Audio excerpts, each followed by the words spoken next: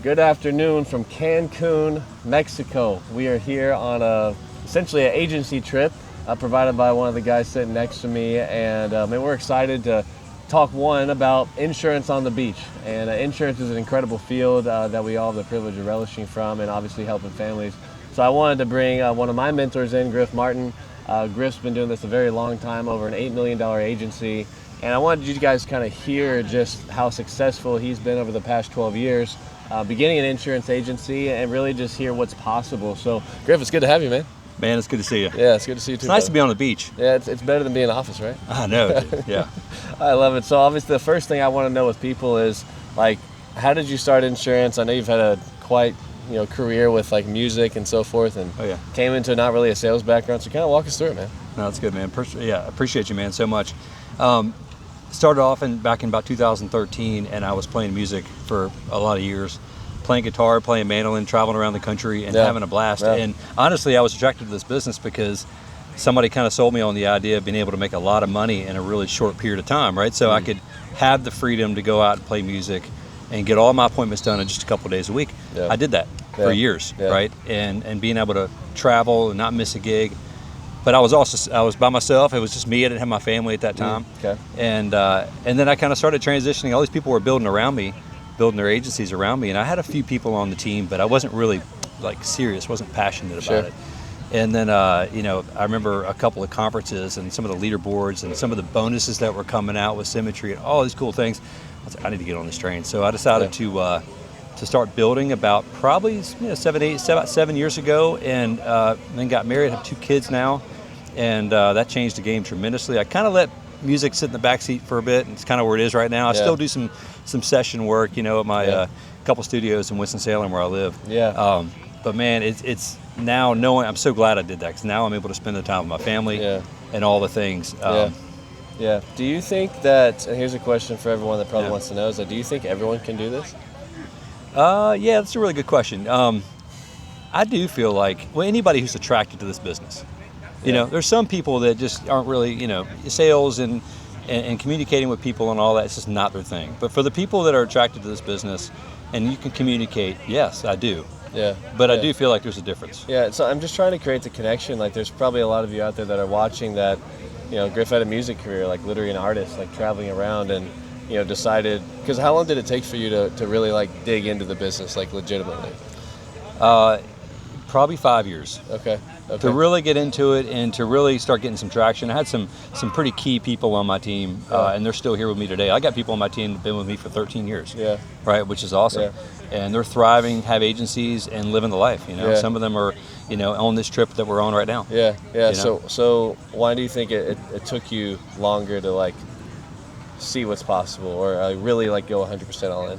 I think like Edward Pritchett is my direct upline, somebody who's helped me out tremendously in this business, and he was always really good at casting a vision and seeing what's possible with an opportunity. Mm-hmm. And I got to tell you, like I couldn't really see what was right in front of me. You know what I mean? I had a hard time with that, and I see agents struggle with the same thing. Like they, seeing what's possible and going after it. That's it's a great combination. That's something it's a hard combination. It's something you were able to do right out of the gate, which is makes it so impressive, like what you've been doing over the last few years. And for me, I kind of lost that, but then I got behind it, right? And I finally was able to start really picturing a vision. And for me, it kind of took also like steps of success, kind of moving through every year, having a big year, and then the lifestyle changes, and buying a new home, whatever the case may be, and it just helps me grow a little bit more. And one thing that really helped was personal development, reading books, and I've hired a coach, and I've had a lot of coaches in my years at the company now, and listening to podcasts and going to meetings and meeting other people like yourself and other agency owners in the company. It's just they're a part of their vision, right? That's been important. If I had missed out on all those meetings and those conferences, I would not be where I am right now. What is one book or like a way for people to start self-developing? Because I think that's probably like a big thing that we see a lot is people don't really self-develop. Like they don't work out, they don't try to get better, they don't do podcasts, they obviously don't have a coach. So like maybe like what's one book, or like how would you start self-developing yourself? So if you want to build a business, you want to build an agency within this company, which I'm sure is what we're talking about here, right? The 5 Levels of Leadership by John Maxwell is by far, in my opinion, one of the best books you can start with. because it talks about how you build influence, right? And why people are going to follow you. Yeah. You know, that first level of influence, which is positional leadership, is like you hired them, so they kind of have to follow you in a sense, right? But that's not really going to get you a lot of traction, you know. Sure. But like from what you've done, your production has been so incredible that people are following you because of what you're doing. Sure. And that's a different type of influence. And there's 3 others. We don't have to get into all the details, but that one right there woke me up, and it really let me kind of stand back for a second and be like, okay, I got to change some things. Sure. You know, because I was a big producer for about 7 years. Yeah. Won a couple of contests and was out driving around face to face. You know, my first appointments were 3.5 hours away from my house, right? And yeah, so for those of you guys that don't know, like insurance, you used to have to go over to people's houses and you had to drive everywhere, and there's a whole bunch. You're making me sound old now. Okay. Like I think Grif got bit by a dog, so like Yeah. all these Couple new times. age insurance agents that are just sitting at home, you guys have it way better than everyone else, that like, especially when they first started. So no, that's really good. So I think there's a one thing that's common in insurance is like everyone likes to figure out the business before they decide to bring someone else into it. Like what would be your objection into that now that you have an $8 million agency and you're making well over 6 figures a year, kind of walk us through that. Yeah. So I hear that all the time. People say, I want to wait, I want to hang out, I want to show that I can do this first and all this stuff. Well, I don't really want them attached to you. I don't want them attached to me. I want them attached to the system that we have, right? Yeah. I want them to see symmetry. I want them on the national calls. I want them on our conference call. Like we have a virtual office. I want to leverage that stuff as much as possible. And one of the traps I see people fall into is that they hire 3 or 4 people and then they feel like they have this like full-time job, and you kind of can. Yeah. If you're not careful, Yeah. you can do everything for that person. And we have to be real careful with that. So, I would say, number one, hiring somebody is going to make you a better producer. Mm-hmm. They're going to be looking at you, and it's going to make you accountable a little bit. They're going to be watching you, and you're going to make your dials. It's like when it's just you by yourself and there's no accountability outside of yourself, some people can do that really well. Some people struggle with that. But if I make a promise to like my 5-year-old, for example, like we're going to get ice cream later on today at 3 o'clock when I pick you up from school, like you better believe I'm going to get ice cream with him because he's going to hold me to that.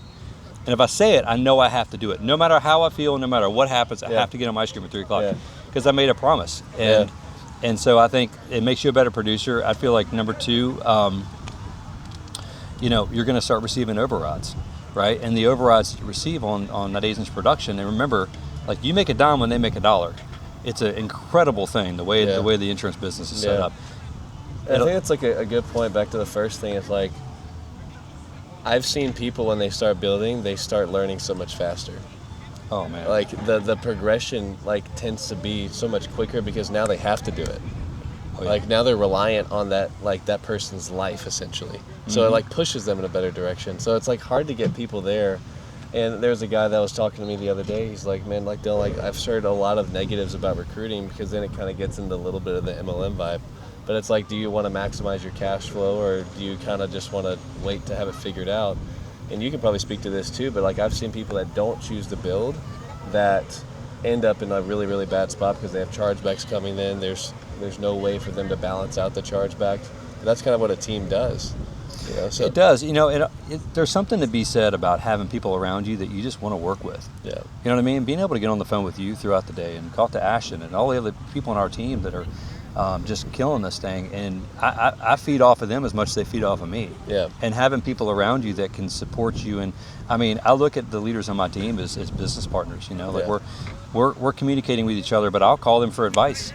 I'll say, hey man, I'm curious what you think about X, Y, and Z. Yeah. It's I don't feel like I always just have to have the answer because I've built a relationship, a mutual, respectful relationship with the people that are on my team. Yeah. So having those overrides come in for sure will help you grow, right? Yeah. Will help you build, and also kind of replace some of that lead flow and some of that stuff. Yeah. And just to give you guys an idea, this is someone who's now built a business for over 12 years now, and making well over, like I said, $100,000 in a year. There's valuable. And now talk about the lifestyle you're living now that you've built the business. It took you 12 years.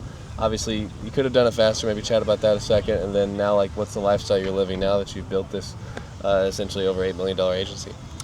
When I first started, it was about me, and it was great to be able to go out and make some sales. And I was making a lot of money. It was just by myself, just because you can do really well in the insurance business if you do it right. But knowing it's interesting, and when I look back at it, it's like, why would I want to build then? Well, I mean, to make more money. It's like I wasn't this big money motivated guy. I mean, I was buying really nice instruments, and I like buying homes and that kind of stuff. But I had to kind of cast the vision for myself. Like, one day I'll be married. One day I'll have kids. Yeah. One day this is going to happen. So I'm going to do the hard work now. And I'm so glad I made that decision and really committed. Because now with me having a 3-year-old little girl and my 5-year-old little boy, like, I can take a week off, a month off if I want to. I can take them on a cool trip, to Disney World. I don't really want to go to Disney World, but we're going to maybe go to Disney World. Yeah. But I can spend that time now with them. Yeah.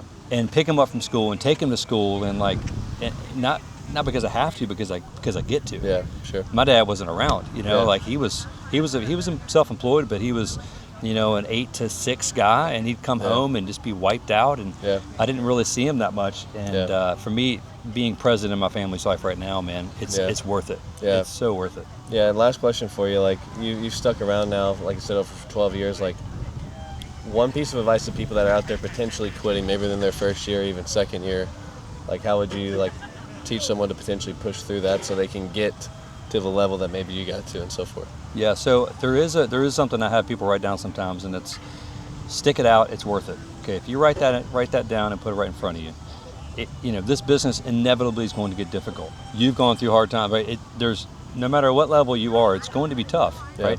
And that's a good thing. If it was just easy and everything was great, then everybody would do it, right? We've heard that before. Yeah. But if you write those words down, stick it out, it's worth it, then, when that tough time comes, that little storm that's around you at that moment, because here, I'll say this, are you being driven by your circumstances, or are you being driven by your why and your vision for what's possible here? And your circumstances are, people are going to tell you no. People are going to cancel policies on you. It's just going to happen. That's just how the business is. But your why has to be something much bigger than that. It's got to go beyond just, the little things that you have to deal with along the way.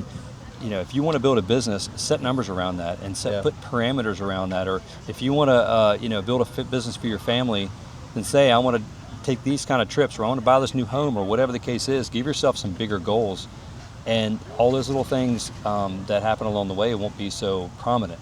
They won't be such a big deal.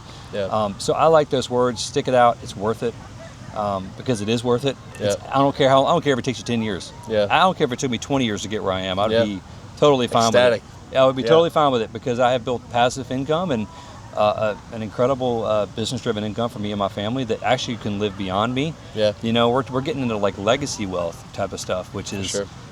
I mean, to think that I never thought I'd be in a place like that, right? To be able to do that. Yeah. So I'd say just don't quit. People say that all the time, don't quit, but it's the truth. It's worth it. And here's the other piece of that is no matter where you go to run a business, you're going to have to solve problems. Yeah. Problems are going to come to you, and you got to figure out how to solve those problems. And it's up to you, as your toughest boss in a sense, to tell your best employee at the same time, figure this out. Yeah. You can't buy leads, figure it out. Yeah. No, I love that. You need a couple more applications for a promotion, figure it out. Yeah. You've got to do that. If you can't build that mentality for yourself and you think it's just going to happen to you, it's not just going to fall in your lap. Yeah. I'll be honest with you, man, for the first few years, I thought I was going to hire a few people and I was going to hang back and it was just going to build for me. Good. I was like, I'm going to the beach, Yep. And guess what? It didn't happen, right? And we started to grow, but I realized there's turnover in this business, right? Yeah. That's the reality of this business, and you have to make sure you keep looking for those people you really want to partner with. Yeah. No, I love that. So as we kind of close it down for all of you, last piece of advice that you give to someone maybe either starting insurance or maybe in it that really wants to try to get to the next level. I would say give yourself 90 days. And now here's the thing. You might be part-time, right? You might have a full-time job. That's fine. You've got to find what level of commitment you are going to make to your business and put your head down for 90 days and just don't stop. Every agency owner, every agent I've ever helped, top producers, elite producers that I've helped get in this business have all been able to do that. They've all been able to take 90 days and just see what happens. Prove whatever system you're in, prove it wrong. Yeah. Right? Yeah. And if you do that and you pick your head up in 90 days and you're like, I'm not where I want to be, and you could say you gave yourself a level 10 effort along the way, Yeah. then maybe the business isn't for you, right? Right. I'll go ahead and say it, but I promise you this much: if you challenge whatever system you're in right now, like I'm obviously biased to Symmetry Financial Group. It's my love, my company. I wouldn't. I think it's the absolute best because of what I've been able to do with this company. I also know the founders very well, and the decisions these guys make for us is unbelievable in our favor. But yeah, give yourself 90 days and see what happens. And even if you've been here for 6 months, here's one other thing. You've been here for 6 months or a year, and you maybe have never gone through that kind of we call it a 90-day madman cycle. Never really gone through that. Hit the reset button. Start fresh. And that's a very difficult thing for people to do sometimes. Yeah, the Madman cycle is good that you mentioned that last, is because I don't think people actually do the Madman. They're more like casual man. Yeah. Like they like sitting in the couch, but no, that's good. But to be a madman, you get up in the morning, you go to bed tired at night. I remember my phone would just be like burning. Yeah. Brandon Ellison actually walked by and he was like, man, why don't you have an earpiece yet? It's like, no, you need an earpiece. And I was like, yeah, you're probably right. Yeah. But my phone was just sitting there just hot from being in my ear and just making dials. And But it's not like I did that all week. Yeah. I did it for a few days. I wrote my business and I was done. Yeah. No, but if I had just like stretched that out over like a whole week, it would have been a very difficult thing. I love that. I love that. So, look, Grif, appreciate you having come on with us, man. And look, cool thing about that is you guys can watch this and you can see how to grow an agency that's going to continue to grow over time. He's brought me on as a leader, and there's almost 10 of us leaders on the team that have continued to build agencies that not only give ownership for not within our company, but at the same time for our families for the future, and that's the cool thing that we have, right? So absolutely. All right, guys, we're going to wrap it up. You guys can follow me at The Insurance Athlete on TikTok and on Instagram. Cool thing is, Grif and I are both hiring. We're trying to find people that want to create ownership, that want to build a business, that want to create a better life for their family. So we'll put the link in my bio where you guys can click, and you can find us on all platforms, and hopefully we see you on our team call. Looking forward to you guys reaching out to us. Lastly, get after it.